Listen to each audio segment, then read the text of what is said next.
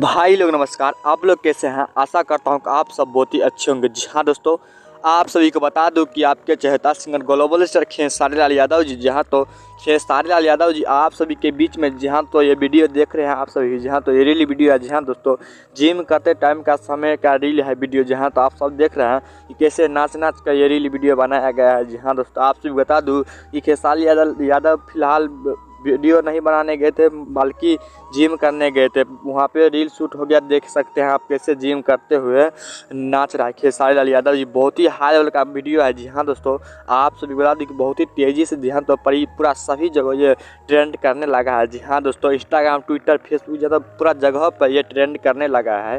जी हाँ दोस्तों, देख सकते हैं आप कैसे खेसारी यादव जी बहुत हल्का से डांस कर रहा है। जी हाँ दोस्तों, आप सभी को बता दूँ कि खेसारी यादव जी वहाँ जिम करने गए थे, बल्कि वहाँ पे एक वीडियो रील बनाया गया था। वही वीडियो वायरल हो रहा है बहुत ही तेज़ी से। जी हाँ दोस्तों, आप सब देख सकते हैं कैसे वायरल हो रहा है। जी हाँ दोस्तों, आपसे बता दूँ अगर आप हमारे चैनल पर नए हैं तो प्लीज़ चैनल को सब्सक्राइब कर दें, ताकि जब